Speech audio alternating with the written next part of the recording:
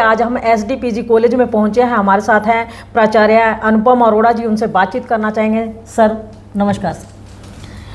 Sir जैसा कि नया सत्र शुरू हो चुका है और +2 पास आउट बच्चों के मन में काफ़ी सवाल होते हैं, आखिर कहाँ जाएं, किससे सलाह मशवरा करें ताकि किसी अच्छे कॉलेज में एडमिशन हो जाए, पढ़ाई लिखाई अच्छे हो जाए। उसके लिए कॉलेज क्या कुछ प्रयास कर रहे हैं?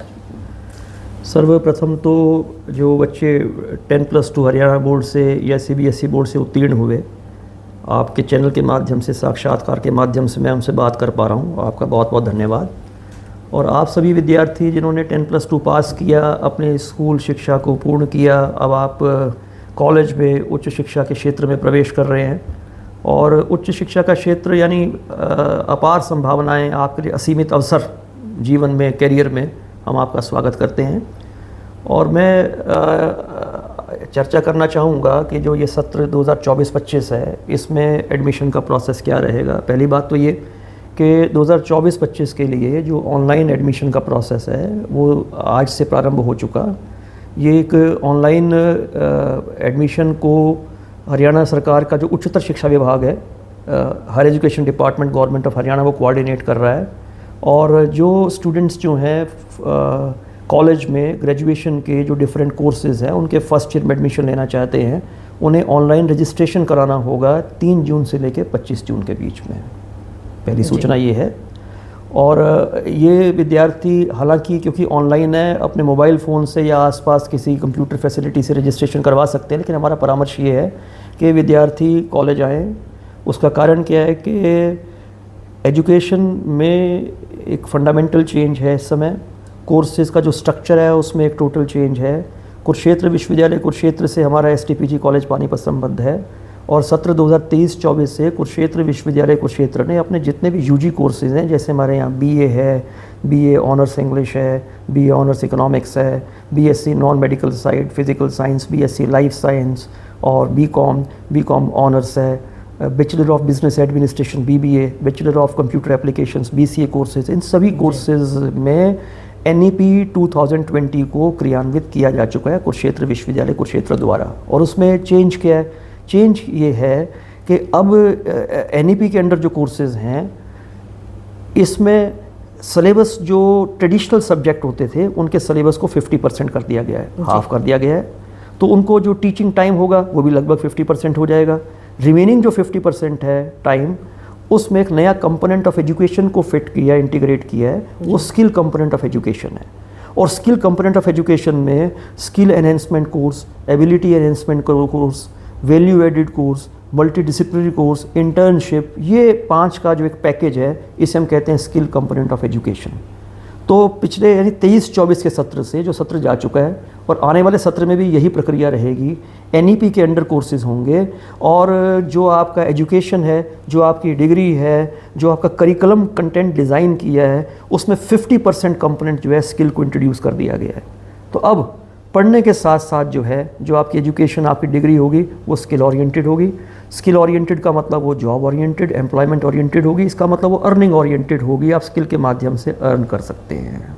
ये एक फंडामेंटल चेंज है हमारी एजुकेशन की पॉलिसी में। इसे पूरी कंट्री में अडॉप्ट किया जा रहा है। हरियाणा फर्स्ट स्टेट्स में जिसने इसको इम्प्लीमेंट किया। हरियाणा में KU Kurukshetra university first university है जिसने इम्प्लीमेंट किया। हमारा सौभाग्य है कि हम कुरुक्षेत्र विश्वविद्यालय से एफिलिएटेड है। हम फर्स्ट कॉलेजेस में हैं जहाँ ये पॉलिसी इम्प्लीमेंट हुई है। और बेरोज़गारी हमारे देश की सबसे बड़ी समस्या है। युवा बहुत चिंतित है, युवा बहुत निराश है, युवा की संख्या बहुत अधिक है, जनसंख्या बहुत अधिक है। तो बेरोज़गारी के उन्मूलन के लिए, बेरोज़गार मुक्त भारत के निर्माण के लिए शिक्षा पद्धति में आमूलचूल परिवर्तन करना आवश्यक था, जिसे किया गया है। और इसमें हम बहुत संभावनाएं देखते हैं।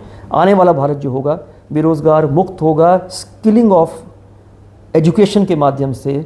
ऐसा प्रयास है, ऐसी सोच है हमारी सरकारों की और शिक्षाविदों की, और इसका क्रियान्वयन किया जा रहा है। सर अभी आपने कहा आज से रजिस्ट्रेशन शुरू हो चुका है। रजिस्ट्रेशन के लिए आने वाले बच्चों के लिए एक तो टाइम पीरियड क्या रहेगा, और दूसरा डॉक्यूमेंट्स, क्योंकि बच्चे कई बार कई चक्कर लगाने को मजबूर हो जाते हैं क्योंकि उनको पता ही नहीं होता कि क्या लेके जाना है। उनके लिए क्या रहेगा? देखिए, हमारा परामर्श बच्चों को ये है कि आप महाविद्यालय में आइए, रजिस्ट्रेशन आप महाविद्यालय में जो एक्सपर्ट हमारी कंप्यूटर टीम बैठी है उनके सहयोग से करें। कारण ये कि यहाँ आके आपको एक एडिशनल अपॉर्चुनिटी है, हमारे काउंसलर्स हैं, काउंसलिंग टीम है, आप काउंसलर से बात करें, वो NEP में आपके कोर्स के स्ट्रक्चर को, कोर्स की डिटेल को एक्सप्लेन करेंगे जो घर बैठे आपको नहीं मिलेगी, कि NEP में क्या स्किल है, कौन से स्किल कोर्सेज हैं, क्या सब्जेक्ट कम्बिनेशन बनेंगे। जब जानकारी होगी आपको उचित, तभी तो आप ठीक निर्णय ले पाएंगे जी। तो उसके लिए आप हमारे काउंसलर से बात करें, रजिस्ट्रेशन भी आके आप कॉलेज करवाएं, क्योंकि आप बाहर रजिस्ट्रेशन करवाएंगे कहीं, आप किसी फैसिलिटी में करवाएंगे, वहाँ आप सुविधा शुल्क देंगे, वहाँ आप सैकड़ों रुपए देंगे, सरकारी फीस से अतिरिक्त देंगे। आप महाविद्यालय में आएंगे तो मात्र आप जो गवर्नमेंट की फ़ीस गवर्नमेंट प्रेस्क्राइब की है उतनी फ़ीस पे आप अप्लाई कर पाएंगे, तो आप पे फिनेंशियल बर्डन भी नहीं होगा और आपकी एप्लीकेशन में एक्यूरेसी भी होगी, आपका डिसीजन भी ठीक होगा, क्योंकि काउंसलर से आप बात करेंगे। वो टीम हमारे यहाँ बैठी हुई है और सवेरे 9:30 बजे से लेके और दोपहर 3:30 बजे तक प्रत्येक कार्य दिवस पर, संडे पे भी आपको अब 9 से लेके 3 जून से लेके और 25 जून तक ये टीम आपको बैठी मिलेंगी। और जो शेड्यूल अनाउंस हुआ है 3 जुलाई को फर्स्ट मेरिट लिस्ट लगेगी, उसमें जिनका नाम आएगा 4 से 8 जुलाई के बीच में फ़ीस जमा करवा पाएंगे। तत्पश्चात जो है दूसरी मेरिट लिस्ट लगेगी और दूसरी मेरिट लिस्ट लगेगी 10 जुलाई को, जिसकी फ़ीस जमा करवाने का समय 10 से 12 जुलाई होगा। उसके बाद 15 जुलाई से जो सीट खाली होंगी उसकी फ़िज़िकल काउंसलिंग होगी। और हम एक विद्यार्थियों को अनेक बार ये थोड़ा एक भ्रम होता है और उनकी जानकारी ऐसी होती है कि भी खर्चा बहुत होता है, तो फ़ीस बहुत ज़्यादा होती है, बहुत सारे परिवारों में आर्थिक विषमता के कारण वो बच्चों को अफोर्ड नहीं कर पाते एजुकेशन को। तो मैं ये एक संदेश देना चाहूँगा आपके माध्यम से कि एक तो फ़ीस बहुत ज़्यादा नहीं है, बहुत फ़ीस नहीं है, अनुमान ना लगाएं, कॉलेज आएँ, बात करें। दूसरी बात ये कि जिन विद्यार्थियों को वास्तविक रूप से कुछ समस्याएं हैं, कुछ आर्थिक विषमताएं, आकर बात करें। कुछ तो कैटेगरी ऐसी हैं, जैसे SC कैटेगरी है, उसमें PMS की स्कीम है, SC कैटेगरी है 2.5 लाख रुपए तक की इनकम है पेरेंट्स की, तो गवर्नमेंट की स्कीम है, 0 फीस पे एडमिशन है, फीस देनी नहीं है आपको, जो है बाद में स्कॉलरशिप आएगा उसके बाद फीस पे होगी, 100% गवर्नमेंट स्पॉन्सर कर रही है। BC में भी काफ़ी स्पॉन्सरशिप गवर्नमेंट से हो जाती है। जो जनरल कैटेगरी है और बच्चे अफोर्ड नहीं कर सकते, तो कॉलेज बैठा है उनके लिए, हम टीचर्स बैठे हैं उनके लिए, कॉलेज अपने स्तर पर उन बच्चों को सहयोग करेगा। हमसे आकर बात करें, अपनी समस्या से हमें अवगत कराएं, हम आपकी परिस्थिति का और रिसोर्सेज का आकलन करके आपको हेल्प करेंगे। संकल्प हमारा ये है, विश्वास ये है, संकल्प ये है, आश्वासन ये है, वायदा आपको ये है कि आर्थिक कोई परिस्थिति है, इस कारण से पढ़ाई में कोई बाधा आ रही है, तो ये हमारा संकल्प है कि हम आपको पढ़ाई से वंचित नहीं होने देंगे। आप आइए हमारे पास, हमसे आकर बात करें आप। और स्कॉलरशिप भी हमने इंस्टीट्यूट की है मेधावी विद्यार्थियों के लिए कि जिनके 90 से 95% से अबव हैं, उन्हें 4,000 रुपये का scholarship at the time of admission, और जिनका जो परसेंटेज 90 से 95% है 3500 का, 85 से 90 है उन्हें 2500 का, 80 से 85 है उन्हें 2000 का, 70 से 80 है उन्हें 1500 रुपीज़ का। ये हम at the time of admission देंगे परसेंटेज के आधार पर, परसेंटेज से हटते हुए आवश्यकता के अनुसार पे उनको स्कॉलरशिप देंगे, समझते हुए सारी बात को। और दूसरी बात, बहुत से समाज में ऐसे सज्जन हैं जो विद्यार्थियों को सहयोग करना चाहते हैं, प्रत्येक वर्ष हमसे संपर्क भी करते हैं, उनके माध्यम से भी सैकड़ों विद्यार्थियों को यहाँ सहयोग करते हैं महाविद्यालय में, महाविद्यालय की ओर से भी, और बाहर के जो सज्जन शिक्षा में सहयोग करना चाहते हैं उनके माध्यम से भी हम सहयोग विद्यार्थियों को करते हैं। लेकिन घर से तो बाहर निकलना पड़ेगा, घर के कंफर्ट से बाहर निकलना पड़ेगा। आप कॉलेज आएँ और एक्सपर्ट से बात करें, आपकी हर समस्या के निवारण के लिए यहाँ हमारे पास एक टीम है, हमारे पास काउंसलर है, वो आपकी एकेडमिक कोई क्वेरी होगी उसको भी हेल्प करेंगे, कुछ फाइनेंस से रिलेटेड कुछ क्वेरी होगी उसमें भी हेल्प आपकी करेंगे। कहना चाहते कॉलेज में बड़ा एक्सीलेंट इंफ्रास्ट्रक्चर है, जो विद्यार्थियों से संबंधित कॉलेज की एक्टिविटी होती हैं जी, एक एकेडमिक्स है, स्पोर्ट्स है, एक्स्ट्रा को करिकुलर है, एकेडमिक्स पे जो हमारी फैसिलिटी है, एकेडमिक्स में हमारे हर साल प्रत्येक वर्ष में जो है डिफरेंट कोर्सेज़ में यूनिवर्सिटी मेरिट पोजीशंस हैं। इसी वर्ष में सत्र 2023-24 में BCom 4th सेमेस्टर में, BCom 6th सेमेस्टर में जो हमारे कॉलेज का स्टूडेंट है वो यूनिवर्सिटी टॉपर है। ऐसी MSc फिज़िक्स में 10 यूनिवर्सिटी पोजीशंस में 2 डिफरेंट सेमेस्टर्स में फर्स्ट, उसमें 5 पोजीशंस में है। केमिस्ट्री में 5 पोजीशंस है out of 10 university merit positions. निरंतर हर साल जो है बच्चे इतना उत्कृष्ट अपना एकेडमिक परफॉर्मेंस जो है रिपीट करते हैं, बहुत अच्छा एकेडमिक फैसिलिटी हैं, टीचर्स हैं। जो ये पॉसिबल क्यों पा रहा है, जो हमारे टीचर्स हैं वो सिर्फ एक टेक्निकली मैकेनिकली एक सिलेबस को उड़ेल नहीं रहे, टीचर अपने आप में एक ज्ञान का भंडार है, टीचर अपने आप में एक एनसाइक्लोपीडिया है, टीचर अपने आप में एक पर्सनैलिटी है। और टीचर्स जो हैं वो बच्चों के साथ इतना अपना दायित्व अनुभव करते हैं, इतना बच्चों के साथ कमिटेड हैं टीचर्स जो हैं, इतना अफेक्शनेट है बच्चों के लिए कि टीचर बहुत कुछ बच्चे को देना चाहता है अपने मॉरल से, अपने मन से, जैसे अपने बेटे बेटियों को दे रहा है। उस भाव से टीचर पढ़ाते हैं, तो उसका परिणाम ये है कि हमारे उत्कृष्ट परीक्षा परिणाम है विश्वविद्यालय में। दूसरा स्पोर्ट्स है।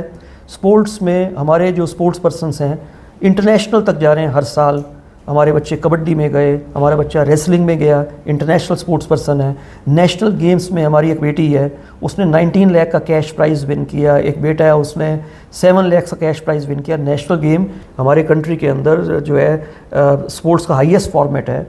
कुरुक्षेत्र विश्वविद्यालय के स्तर पर तो हम बहुत सारे स्पोर्ट्स के अंदर यूनिवर्सिटी चैम्पियंस हैं। इसी प्रकार एक्स्ट्रा को करिकुलर एक्टिविटीज़ हैं कि बच्चे जो हैं कॉलेज में आए हैं, हमारा पर्पस एक उनका सर्वांगीण विकास है, उनका एक multi dimensional all round holistic development है। मात्र किताबों से ना जुड़े रहें बच्चे जो हैं, उनमें और प्रतिभाएं होती हैं, उनकी रुचियां होती हैं, उनको हम पहचानें, उनके अनुकूल अवसर दें, उनको प्लेटफॉर्म मंच दें, है ना। बच्चे परफॉर्म कर पाएँ, बच्चों की पर्सनैलिटी अच्छी, कम्युनिकेशन अच्छा हो, पर्सनैलिटी बिल्डिंग हो। इस तरह के बहुत सारे कल्चरल एक्टिविटी, बहुत सारे लिटरेरी एक्टिविटी, बहुत सारे एक्सपर्ट्स को बाहर से बुलाते हैं। राउंड द क्लॉक 365 डेज़ कुछ ना कुछ हमारी एक्टिविटी चलती रहती है। इस प्रकार का हमने कल्चर मेंटेन किया हुआ है। इसी प्रकार से अभी पीजी का पोर्टल ओपन नहीं किया हुआ, गवर्नमेंट ने नहीं किया, कुछ दिन के बाद वो भी ओपन हो जाएगा। एमएससी फिजिक्स है, MSc chemistry, MSc mathematics, MCom, MA English, MA economics, बहुत सारे कोर्सेज़ हैं।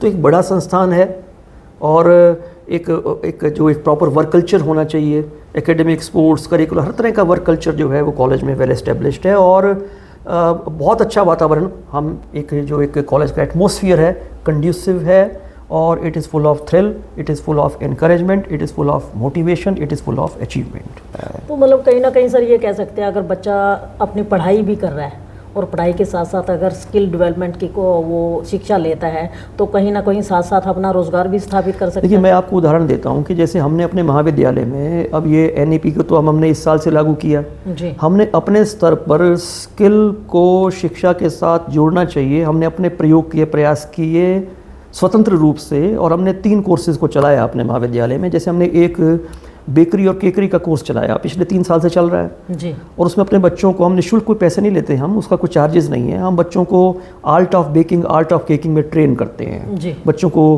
केक बनाना, बच्चों को बिस्किट बनाना सिखाते हैं। वो बच्चे जब सीख जाते हैं तो यही हमारे महाविद्यालय में जो प्रयोगशालाएँ हैं, लैब्स हैं, हमारे ओवन्स हैं, उसमें बिस्किट बनाते हैं, उसमें केक बनाते हैं, उनको पैक करते हैं। हमारे महाविद्यालय का जो स्टाफ है, हमारे विद्यार्थी उसे परचेज़ करते हैं, और जो प्रॉफिट होता है वो बच्चे का होता है जो उसको बनाता है जी। तो बच्चे को दक्षता आई बेकिंग की, कुकिंग की, केकिंग की, और बच्चे ने, स्टूडेंट ने अर्न किया जो उसने प्रिपेयर किया, तो स्किलिंग भी हुई और अर्निंग भी हुई। 3 साल के बाद अर्निंग नहीं हुई, जब डिग्री पूरी हो जाएगी। जब स्किलिंग हो रही है साथ साथ अर्निंग भी हो रही है, अर्न व्हाइल यू लर्न। ऐसी एक हमने कोर्स अपना चलाया हुआ है, ब्यूटी एंड वेलनेस का, कॉस्मेटिक्स का कोर्स चलाया हुआ है, उसकी लेबोरेटरी बनाई है। उसमें एक बहुत अच्छी जो ब्यूटी एकेडमी है, ट्रेंड फैकल्टी को हमने वहाँ से हायर किया है, और प्रत्येक वर्ष हम 4 बैच जो है उसमें एनरोल कर रहे हैं, उन्हें कोर्स पूरा करवा रहे हैं, जो ब्यूटिशियन का कोर्स होता है। और आप समझते हैं कि ये एक फैशन इंडस्ट्री है, और इतने हमारे फंक्शंस होते हैं, रीति रिवाज होते हैं, सजने संवरने का सबको शौक होता है। इसमें कभी भी स्लम्प नहीं होगा। अपने बच्चों को हम ब्यूटी और वेलनेस की ट्रेनिंग दे रहे हैं, ये भी जॉब ओरिएंटेड, स्किल ओरिएंटेड है, और बच्चे साथ साथ अर्न कर सकते हैं। टेली अकाउंटिंग के और अकाउंटिंग के जो सॉफ्टवेयर्स हैं उनकी ट्रेनिंग दे रहे हैं।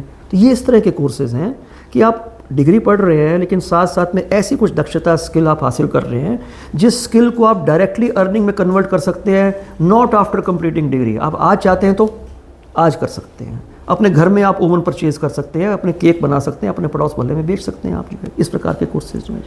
Thank you. तो देख सकते हैं किस तरीके तमाम वो फैसिलिटी जो एक स्टूडेंट को चाहिए अपने भविष्य को संवारने के लिए, वो तमाम फैसिलिटीज़ जो है एसडीपीजी कॉलेज के अंदर दी जाती हैं, और बच्चे के सर्वांगीण विकास के लिए, जैसा कि सरकारें भी कहते हैं कि सर्वांगीण विकास के लिए सरकार कार्यरत है, तो यहाँ पर एसडीपीजी कॉलेज का वायदा बात कम काम ज़्यादा। तो खबर को साथ के साथ शेयर अवश्य कीजिए, लाइक भी कीजिए, चैनल को फॉलो करना ना भूलें। इंडिया की दहाड़ के लिए रमा देवी, जय हिंद, जय भारत।